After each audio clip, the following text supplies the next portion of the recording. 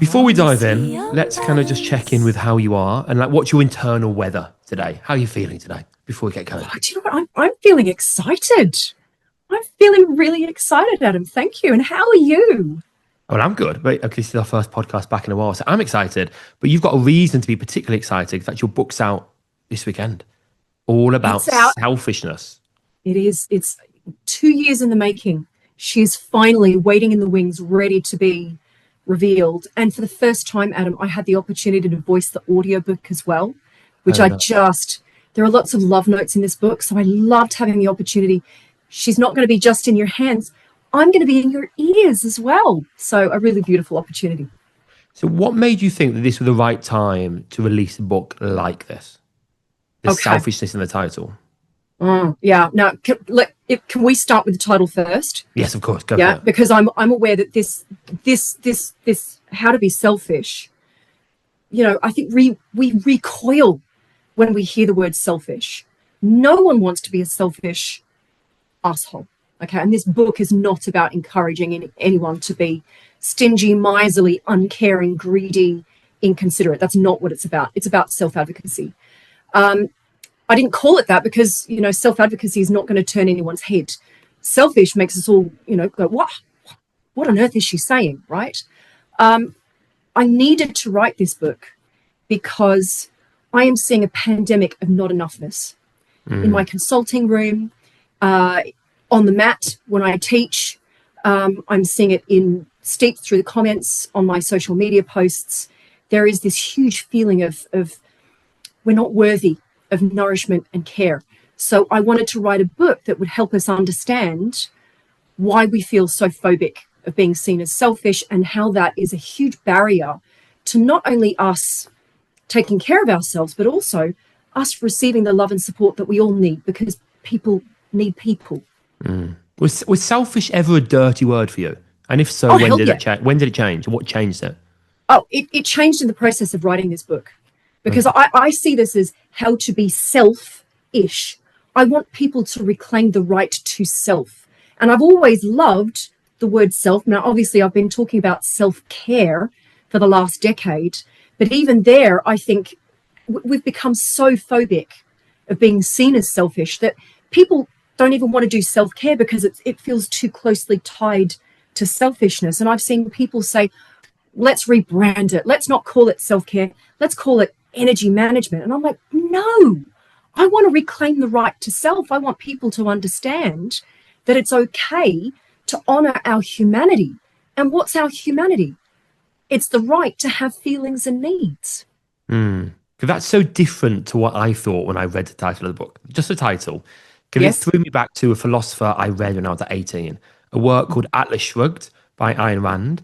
And so what she championed was almost a rational self-interest. Like you have a moral duty to prioritize yourself kind of over everyone else. It's all about you to some degree.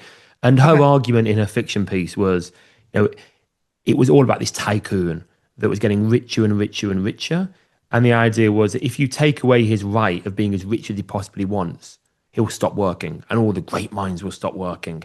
You know, I liked that book when I was 18. I really don't like it now and her ideas. But that was my thought when I had this idea of what to be selfish was.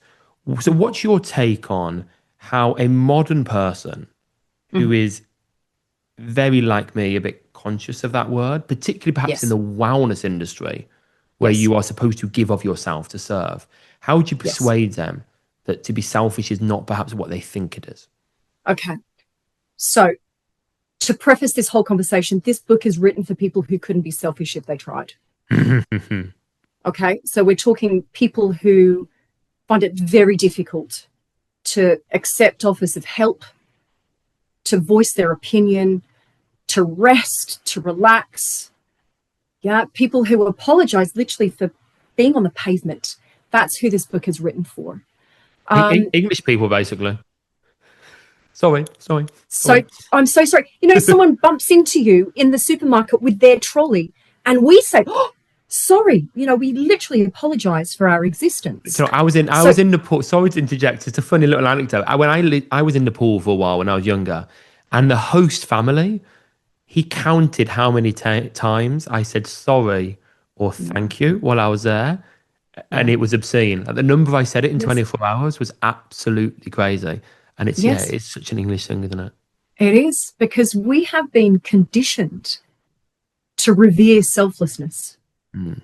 But really, I think what I'm seeing, this, like I mentioned, this pandemic of not enoughness, this chronic feeling of being unworthy, I would suggest that selflessness is not the virtue that we think it is. I would suggest that it's a coping mechanism. And so this book is designed to empower people with the skills to be able to speak up on their behalf. First, it's about coming home to self so that we can actually reconnect, because I think we've been systematically distracted and disconnected from self. But then we've also been silenced by a whole heap of more modern cultural threads of resilience, being self-sufficient, being grateful, all of this overweening emphasis on you must grow through your adversity. It all silences us and it makes us feel guilty for struggling. Mm. So the nub of this book, this is very different to what you read at 18 about prioritizing self over everyone else. That's not what this is about. And anyone who knows me, anyone who's followed me on Instagram, anyone who's read my previous 9 books will know that the thought of being uncaring to others is abhorrent to me. I have a giant heart. For the last 10 years, I've been encouraging people to feel more comfortable with nourishing self. But I still think there is this fundamental block. People are saying, yeah, you could give me all the practices that don't take any time or energy or expense, but I'm still not going to do it because I don't feel worthy of it. So I needed to write the book from that perspective. But even for people who are quite skilled in nurturing self, being present and compassionate with self, and I would suggest that we are all pretty good at taking care of other people. Most people I know will bend over backwards. They don't want to say no. They want to meet the needs of others. But the missing piece here is allowing ourselves to also receive. And that is so important, not just for our health, but the well-being of our relationships as well. So everything you've said there is really persuasive, of course.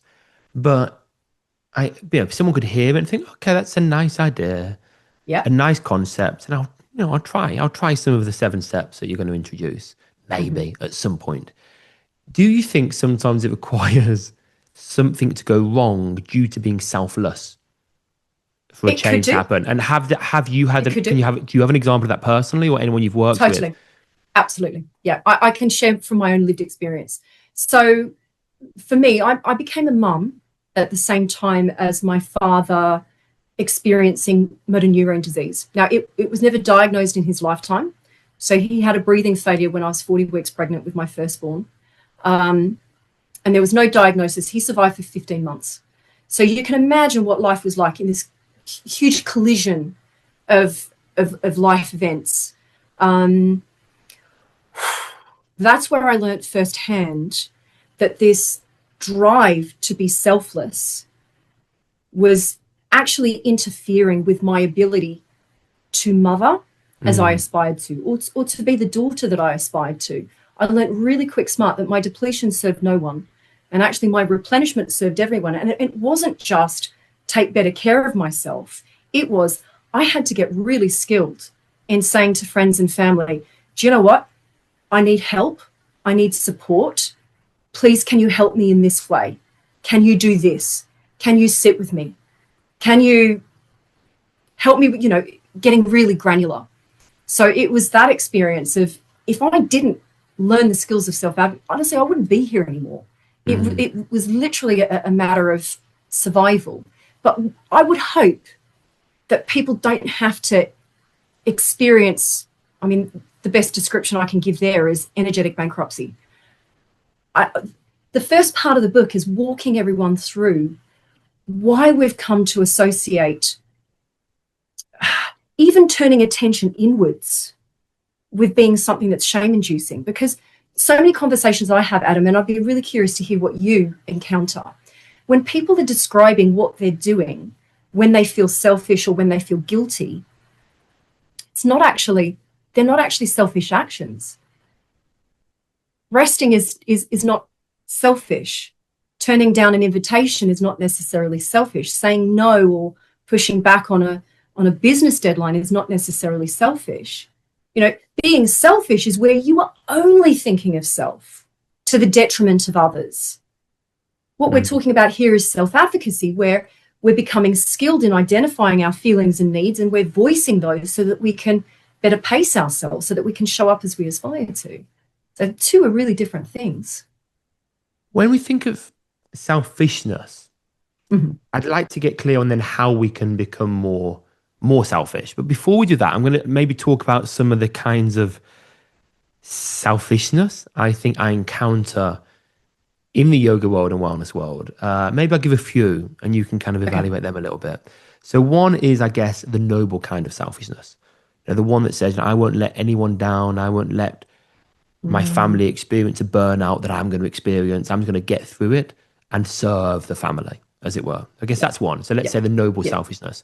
One might be the productivity one, where I'm going to optimize myself. I'm going to have the perfect wake-up routine, even if that means my partner has to get it with the kids every day. I'm going to do my ice bath, etc. So that's that optimizing self. One is one version. Another one I think is very common in the yoga world is the spiritual bypassing kind of selfishness, where you're kind of retreating from all responsibility in life in the name of, let's say, self-healing. And then I guess there's a selfishness in the sense of there's a separation. I'm separate to you and I don't want to move into discomfort. So to avoid discomfort, I'm going to keep a separation up from you. And that selfishness is I don't want to get involved in the world. I want to be selfish and just take care of me as an avoidance strategy almost. Yeah. So I've thrown a few things at you there.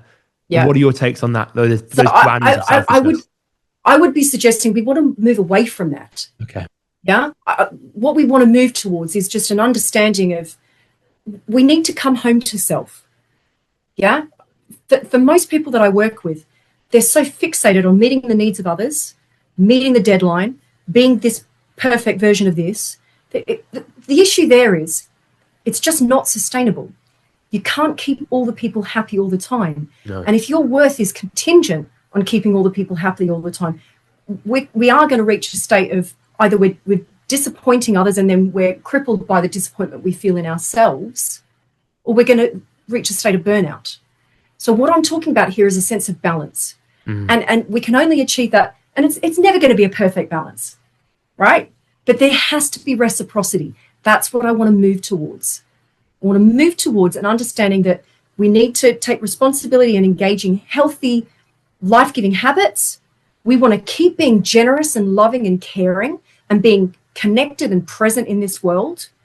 Yeah, we do need to support others, but we also need to be open and honest with other people about our thoughts, our feelings, our needs, our preferences. And so if we can touch on one of those forms of selfishness, this sense of nobility, I must be self-sufficient. I don't want to let my children in on my struggle. The fact there is you rob them of an opportunity to see you and your humanity. And for children who have grown up in a household where parents have never shared of themselves, they get to adulthood and think, why am I struggling here? Why am I finding this so hard? Because their parent has just seemingly sailed through life unaffected. And it's not real. We need to share our humanity with our children. And we also need it. I've already mentioned that we need self-advocacy, not just for our health, but for the health of our relationships. The fact is, how can we ever connect meaningfully with any other human being unless we bring our full self to the relationship? Not just this mask of perfection or this person who seemingly has no needs or feelings. I mean, that doesn't sound very rewarding, does it? That would be like being in relationship with a robot. Who wants that? Give me the gritty, real, messy humanness so that we've actually got something to play with. Do you think our desire, we talked about being English, our desire to be selfless, do you think it's conditioning? How does it differ male to female, and how much of it is personality? Yeah. Okay, I think we have been marinating in this message since birth that it's not okay to have feelings and it's not okay to have needs. Okay, so let's take a look. Let's chart it. Now, from birth, we know that a good baby is one that doesn't cry. How abhorrent is it that there is even the notion of a bad baby? It is out and out toxic. But we also know that, okay, yep, we may have moved on from this idea that children should be seen and not heard. But I think still it's loud and clear to our children that a good child is one that doesn't talk back to adults. You must respect and revere your elders. And yeah, the issue there is if we haven't taught our children to advocate for themselves growing up, how the heck are they going to do that in adulthood? And I don't know about you, Adam. I'm nearly 50. I'm a mum of two. I do not see everything. And as a fallible human being, I certainly don't get it right all the time. So when I get it wrong, I want my children to be able to say, do you know what, Mum? You haven't quite got that right there. This is what happened, or this is how I feel. But our children are not reared to do that. You look at the nature of the school system, the fact that it systematically distracts and disconnects our children from self because they have to sit still, be quiet, do that thing that they're told to do in this way for this length of time. And don't you dare go to the toilet outside of break time and lunchtime. I mean, I don't know about you, but I certainly haven't trained my bladder to only be, in operation at 10 o'clock in the morning and 1 o'clock. It's at this point in my life, I can just about make it to a yoga class. Exactly. But I love this idea of children talking back. I forget what celebrity it was, but they were saying, when some people come round to their house, they think the kids are rude. And maybe they are a little bit. It's because they question everything. And this is to the extreme, but they talk back, they question everything. So, and it's two daughters, actually. Because the view was, this was the dad talking about his daughters. He didn't want them to get pushed in any way in the future. He wanted them to be able to fend for themselves, which I love. Yeah. These are skills that have got to be taught. But then you're absolutely right. There's gender conditioning as well. So I think, the fact that we've been raised to believe that there are positive and negative emotions from the outset is really unhelpful. The fact is, emotions are there as cues to what we need to survive.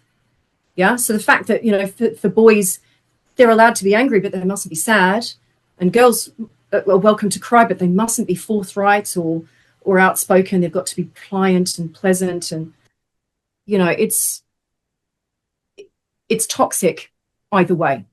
We need to feel our feelings. We need to be taught how to move through our feelings in safe and healthy ways. What are your thoughts on this? Is again a sort of side to the topic, but the thoughts on feeling feelings, as it were. Because of course we have emotions; they're a natural thing that will occur to us, and then we have a choice to some degree. We can acknowledge them and acknowledge that they come and go and they're transient. And in the yoga world, we could say that we see the person experiencing them, but we are not that person, and we see them and we let them go. We have no attachment to them. Or we could hold on to them and play with them and explore them. And someone could argue, potentially, come back to the idea of selfishness. I'm feeling what I'm feeling. I am sad today, or I felt the emotion of sad this morning. I'm now going to hold on to that and identify it. And that is me being me, living as I want to live through the day, even though it affects lots of other people. I'm choosing to hold that emotion. Okay, so I think we've got every right to feel all of our emotions. That doesn't then give us the right to behave however we want with those feelings. Okay, so for women who've been conditioned that you must not be angry, this is pretty dangerous. From an evolutionary perspective, anger is designed to galvanize you to be able to stand up, to protect those in your care, to protect yourself, but also to stand up in service of your values. So if you're taught that you mustn't be angry, it robs us of this galvanizing energy. That doesn't then give us the right to behave however we wish without anger. Yeah. So I do think it's really useful to that notion of we observe our feelings, but it's also helpful not to identify with our feelings. We feel feelings. I'm not an angry person. I experience anger from time to time. I will experience sadness from time to time. But it's a really useful conversation looking at emotional health, because most people will think that emotional health is feeling happier more often. But actually that's not true. Emotional health is the ability to identify our feelings and to move through them in safe and healthy ways. And I think this is a bit of well, it makes it difficult because a lot of people come to me saying, I want to feel better. But what they don't realize that in the process of trying to feel better, you're going to feel all of your emotions more acutely. So it's not straightforward, but that is what we need to be healthy individuals, right? We need to be able to feel our feelings and listen to the cues that are present in those feelings, and sometimes take action, and sometimes we don't need to take action. Sometimes, for example, with joy and pleasure, just savor it, you know. But sometimes if there is disappointment, or if there is frustration, or if there is anger, we need to take a look at where the rub is, and is there some kind of action that's required to recalibrate, or to honor boundaries, or to protect someone else or ourselves. No, I love this idea that we are there to observe, and it's not about. And I always say that to yoga, isn't about being happy. It's not, happy is a fleeting state like anything else. No, it's about finding an emotional state, whatever it might be, seeing that it's there, but allowing it to path and keep coming back to the middle ground. That is my view, is keep coming back to a more consistent middle where there is, I guess, the best way to might be describe it is contentment, or equanimity, maybe is a way to describe it. I love that word. That's one of my favorite words, Adam. What does it mean to you in the context of equanimity? It's like your ability to bear witness without being buffeted so much by it. And I think this is a really important part of the conversation.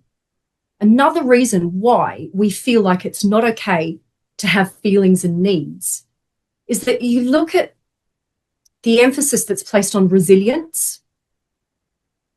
And would you agree that most human beings would feel like, for me to be a good human being, I must be strong, I must be resilient, it's better if I don't have to lean on other people. But the issue is, we've also been taught you can't be selfish. What does resilience take? So, Adam, if you were to sort of have a little scroll through your week, what are the habits that you need to engage in for you to be a resilient, put together, productive human being? What do you do on a regular basis? So I guess exercise will be one. But also I think actually in my personal experience, it could be like Irish Catholic upbringing, inherent sense of guilt all the time. It could be, I guess, a resilience of just getting on with it and actually maybe putting myself last. So for instance, saying to my wife and family, you have the car. I know that you need to get back. I know our other car's broke. I'm happy to walk 60 minutes to the train station and back again. And I guess sometimes that's how I build resilience, not actively, is I do the uncomfortable thing. Sometimes it's because I want to do it and I enjoy it, yoga, exercise. Right. Sometimes it's, you could argue it's a bit martyry. Is I do the hard thing to save anyone else doing the hard thing as well. Right. I would argue that it's your other habits that allows you to do that. I would not suggest that you subjugating your needs is the thing that boosts your resilience. You need a formal practice. I said that you don't. If you weren't doing your yoga, if you weren't diligent in your sleep routine, if you weren't nourishing yourself with nutritious food, hydrating yourself, if you didn't have social connection, if you didn't have time in nature, you wouldn't be able to do that part of the resilience. And this is the thing that pisses me off the most. We're taught you must be self-sufficient and productive and resilient.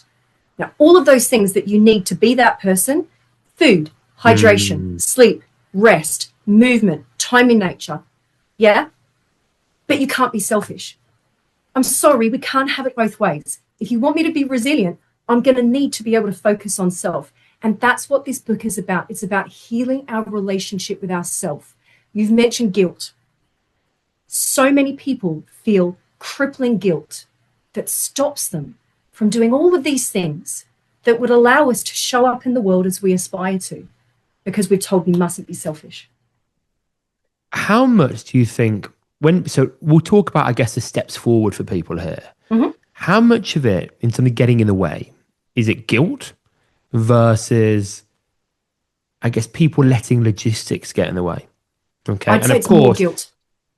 The reason I say logistics is not because literally people don't have time, but it's more that people, including myself, will find a very good way to argue that, well, no, yes, it's all well and good saying, do something for myself, but there literally isn't time. And I'm sure if they had a time management consultant, they probably would Yeah. find time somehow. So, like, Yeah. how much of it is purely just to go? How much is guilt? How much is I'd an say overlap? All guilt. I would suggest it is it is disproportionately guilt. And how do I know that? I've written 10 of these things. Yeah. Mm-hmm. All of these books have practices that you could do in 30 seconds, 60 seconds. You can do them at the same time as other things. It's a breathing practice. You can do it while you're on your commute. You could do it while you're making dinner. But people are still not doing it, not because they haven't got the time, but because fundamentally they feel uncomfortable with their personhood.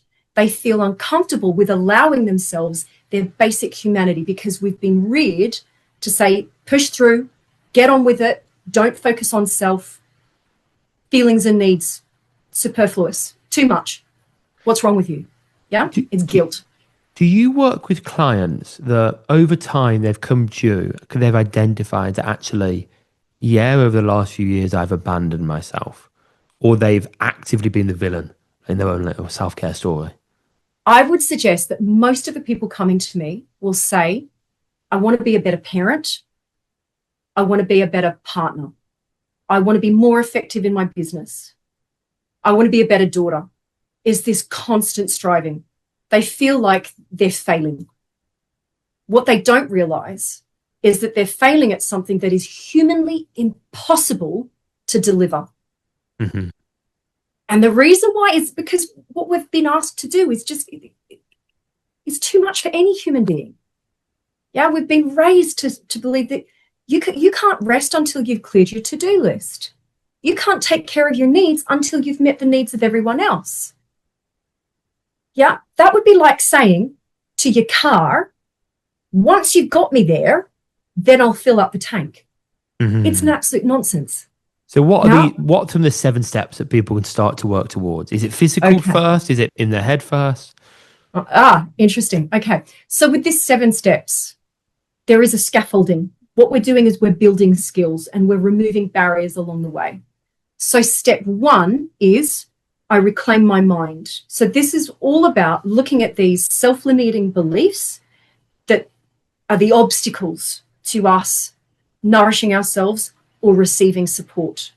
So the first part of the book is taking a look at all of these cultural underpinnings and how we've been conditioned. We've got to hold these up to the light to see them for the untruths that they are. So some of these beliefs are, I can't be selfish, I must be selfless, I can't allow anyone else to support me, I can't focus on self. Okay, we've got to hold these up to the light because until we unpick these things, I could give everyone a gazillion practices, but no one's going to do them because we don't feel it's okay to do them. And part of step 1 is also understanding that there is a fundamental difference between thoughts and self-talk. Your thoughts, that's the first thing that comes to you, right? And if it just comes to you, you don't choose it. You don't have control over it. So there's no point trying to change that thing because it's outside of your control. But what you do have influence over is how you respond to that thought, your self-talk. And step 1, getting your mind on side, is making peace with difficult, unpleasant thoughts, but at the same time, getting your self-talk on side because that is fundamental to us healing our relationship with self. We need to learn how to speak to ourselves with dignity and respect. How do you do that? No more trash talk. Trash talk is a form of self-harm. Okay? I quote this a lot in the yoga class. It's from the Idols, who are a punk band. Like if someone spoke to you the way you spoke to you, I'd punch them in the face. Love yourself. Yes. It's a punk band, but there's a lot of meaning there. It's true. It's true. But the fact is your brain's still going to generate stuff. And this is the thing I want people to know. I'm a psychologist with 30 years practice. I still have catastrophic thoughts. I still have really toxic thoughts. I still have really unhelpful thoughts. This is just what the brain does. It's not about eradicating that. It's about saying, oh, there's that thing. That's just come to me. That's not who I am. I don't need to invest my identity in that. I don't have to invest my beliefs in that. I get to choose what I do with that. But this is where the self-talk is so important, that we use coaxing, encouraging words. And for anyone that finds that difficult, I have a little practice. Should we do a little practice? Oh, go on then. Adam, Let's are you do up it. for it? Yeah, why not? Okay. So can we rub hands together to create warmth? I'm trying. I've got a mic in my hand. But you got a microphone. But I'm also quite warm anyway, so we're good. Okay. So let's do one hand. Just put one hand on your heart. Yeah, this is a somatic hold. What I find is it's really hard to generate punitive, judgmental, critical self-talk when I'm doing this gesture. It kind of, hang on, I can be tender with myself. I can do that. And for anyone that's saying, do you know what, I could do this till the cows come home and I've still got this negative stuff going on, I would say, this is backed by research. If we speak to ourselves using you or I, you can imagine the kind of self-talk that generates. You dick, you idiot, you this, you that, right? When we speak to ourselves using a term of endearment, research shows that calling yourself something like sweetie, honey, mine is bunny, we create kinder, more encouraging self-talk. Because who can trash talk bunny? She doesn't deserve that. So that's the first homework I would love everyone to come away from this episode with. What's your pet name going to be? What's yours, Adam? What do you use? I like concept. I wonder how well that works for men. Like, men can go all the whole way the other way. There's a guy called David Goggins who's an elite runner. You might have come across him or not, but obscene person. Like, he will run 500 miles. Navy SEAL. He is core, like, inspirational person. Everyone, like, people in gyms have quotes of him on the wall. He's insane. And in his book, which was a bestseller, he talked about when he was larger, he would look in a mirror and just basically abuse himself. And it helped, because it turned him into this fit, athletic guy. Then 5 years later, he was a Navy SEAL. And that whole arc is basically be harsh to yourself, and that's how you grow. And I guess, I'm not a fan of that, of course. But I wonder how well that lands for men, and what other strategies there might be. Like, I've used a strategy, because I don't call myself, I've got no pet name for myself. And I think that's because perhaps I have no pet name for my friends, or even my wife. There's no pet names involved. And I found what's quite useful, and maybe this isn't a valid tactic, is to really step back and, like, write a letter or I like this. As if it's to a friend. Yes. In my situation. Yeah. Because I'm going to be always kinder to a friend, and then read it back. Yep. This is the thing. Different things will motivate different people. But I would suggest for anyone who is constantly trash talking themselves, it wouldn't be a surprise if your nervous system was in a constant state of the stress response. No, I bet. Yeah, it's, I would not advocate for that. And actually, research shows he's not a happy man. Nothing about him suggests he's happy and content in life. And most people that do that kind of thing, with one exception, they're running away from something, I find. The people that run 500 miles, or when I used to run ultras, I was running away from stuff. There's one guy called Ross Edgley, who recently swam around Iceland, previously swam around the UK, the whole UK, who I think must just be insane, because he's just the happiest, jolly person in the world, very well spoken, from Bath, I think.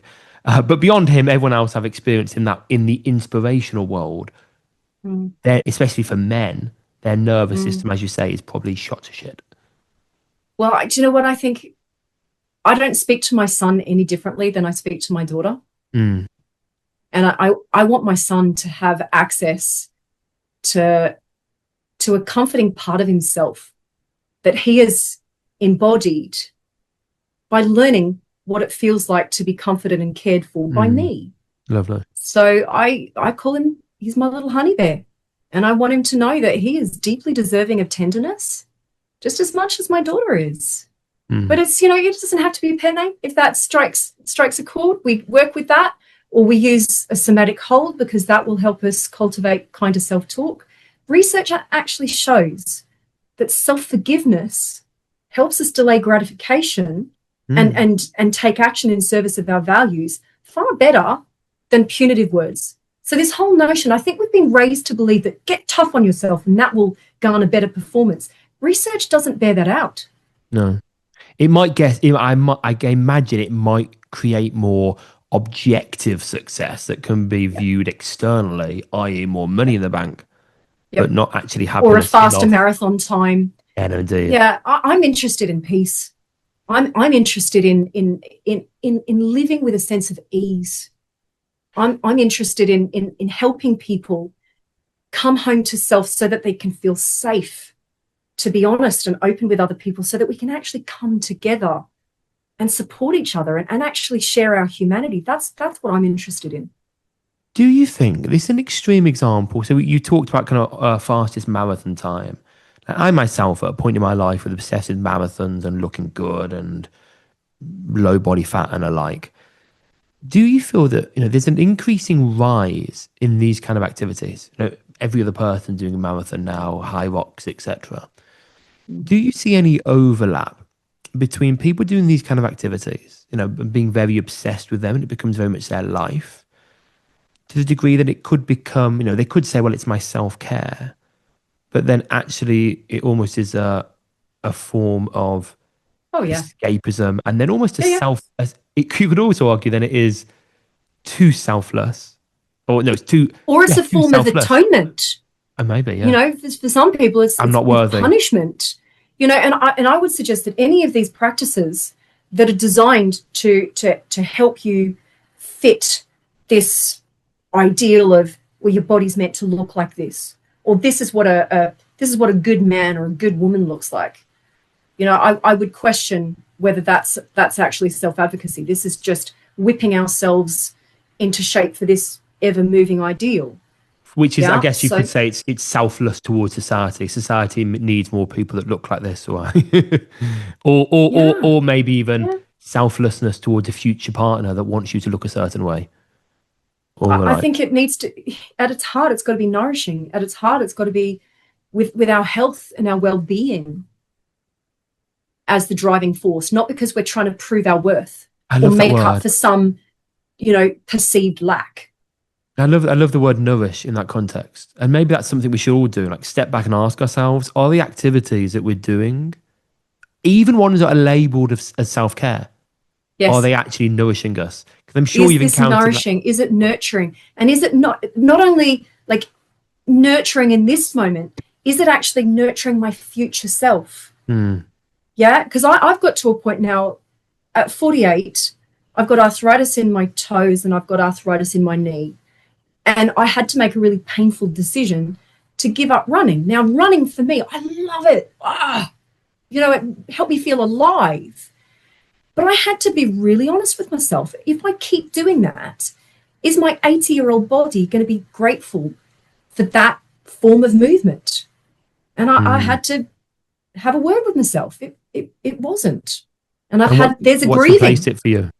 I've gone back to my yoga, Nice. back to my Welcome yoga. back. Yeah. Welcome back to this. Welcome back to the Yeah, side. thank you. Now we The talked. reason why I moved away from it, because there were some things that weren't accessible to me anymore. Mm, And being on my yoga mat, I was faced with this. I don't compare myself to other human beings anymore. This is my incarnation. I don't have to look like that supermodel. I'm good with that. But what I was still doing was comparing me in this moment to who I was 20 years ago.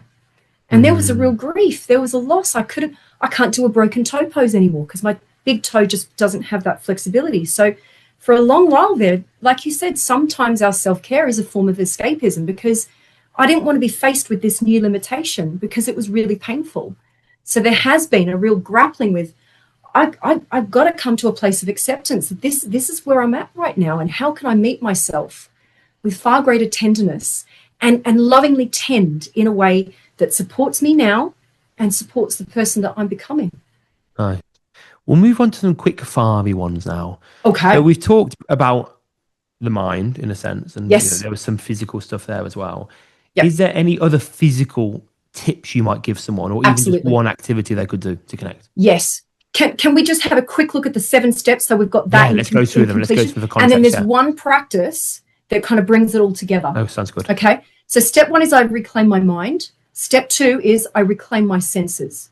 So this is about just noticing where our attention goes, because we are distracted left, right, and center, aren't we? So step 2 is coming home to your senses, which is a segue. Step 3, which is coming home to the body. Can't come home to the body until you come home to the senses. So you can see there's this scaffolding. When we come home to the body, this is all about how we can soothe our nervous system so that we can feel safe and confident to be able to, well, know ourselves, but also speak up. So mind, senses, body. Step 4 is I reclaim my right to feel. So this is what we were talking about before, allowing ourselves to feel all of our feelings. Step 5, I take back my moral compass. So we've examined everything that we've been told a good human being looks like. Step 5 is you get to choose what that is for yourself. And then step 6, we learn how to prioritize self. Now, this is all about our promises to self, our boundaries with self. And step 7, now that you've done all of that stuff, you've nourished yourself, you're well-resourced. Step 7 is how the heck do we get brave enough to have these conversations with other people so that they can understand who we are, what our needs are, and they can reciprocate and take care of us too. So that is the roadmap of how we can build the skills of self-advocacy. Now, a practice that brings all of that together. I'm curious, Adam, do you have a glass of water with you? I have an energy drink. Does that count? Great. Yeah, that counts. Yes. On that Excellent. note, these 7 steps, how long might those 7 steps take to progress through? It might take your entire lifetime, and that is fine. Right? Is it? Did it have to be in order? Like, do you feel like you have to need to finish step 3 to get to step 4? Because it could take a lifetime. That's what I mean. Yeah. No, but I would suggest it's very hard to advocate for yourself with other people if you've not learned to honor boundaries with yourself. Indeed. And it's very hard to have an idea of what your boundaries are until you've connected with self, because you need to understand what your feelings and needs are to be able to inform, what you need to feel safe and healthy with other people. So there's a scaffolding of skills. Nice. And if you want to learn how to regulate your nervous system, you're going to have to be connected with your senses. And it's going to be difficult to connect with your senses if you're constantly telling yourself, I mustn't focus on self, right? So there is this kind of laddering, scaffolding, but it's, it's okay. A laddering of understanding, but you don't need perfection in one before you get to the next. Absolutely. You can. I've got my peach vibe. I'm hoping that everyone has access to a little hydration. What I would encourage everyone to do is, can we tenderly place a hand on heart and then take a little sip? So, Adam, that's going to be hard for you, but everyone else at home can try this. Hands on heart and then take a little sip. Now, when we place a hand on the heart, it changes the sensory experience of drinking. It awakens our senses to notice the temperature of what it is that you're drinking, the flavor of it, how it feels in your mouth, how it feels as you swallow it. And it also, you can really connect with the rejuvenating properties of it, as opposed to just, knock it back and you haven't even noticed. So this is a really simple practice to awaken our senses, to come home to self, come home to the body. But the practice isn't done yet. There are 2 prompts that I would love everyone to pair with this very everyday ritual. After you've done hand on heart and had a couple of sips, I want you to say to yourself, where am I at?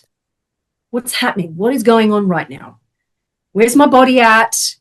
What kind of emotional tones are circulating? Where's my head at? And based on those observations, what do I need? And then go and do it. Now, it could be something as simple as, I haven't got up and out of my chair for half an hour. I just need to stretch my legs, or I need some fresh air. Or actually, do you know what? I've been putting off going to the loo. I need to do that. Or I need a hug. Or where's the cat? Can I sit with the cat in my lap for a minute? Yeah, can you see how this little purposeful pause brings us home to self and just allows us to let ourself feature in our day a little more prominently? No, that's lovely. It's a nice way to end it. But maybe just one further question. If you could advise listeners to kind of do one selfish act for themselves this coming week, maybe little, but kind of maybe some sense brave as well, what might that be? Ooh, okay. The funny thing is, I don't want to be bossy.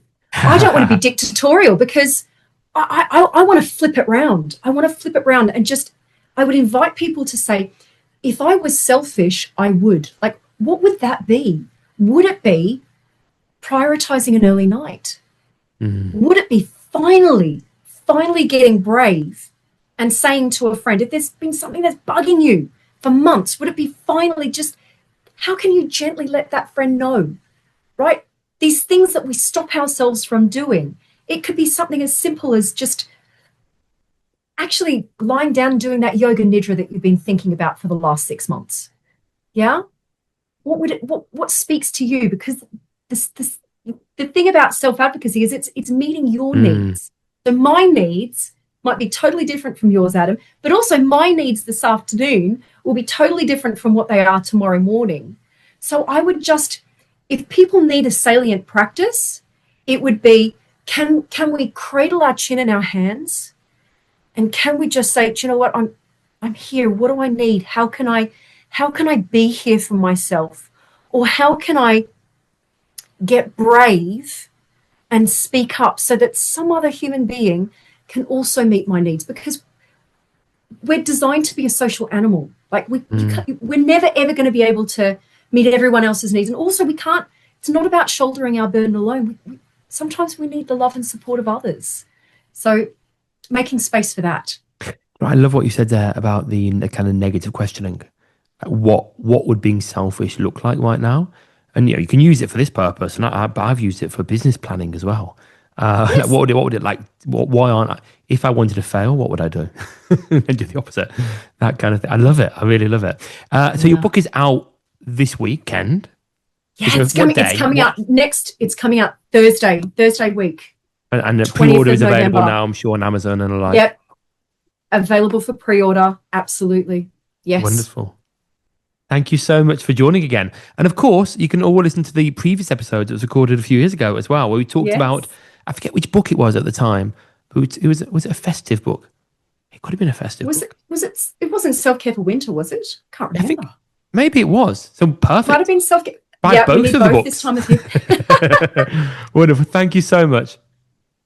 Such a pleasure, Adam. Thank you so much for sparking these much needed, but let's be honest, these are difficult conversations. So thank you for going there with me.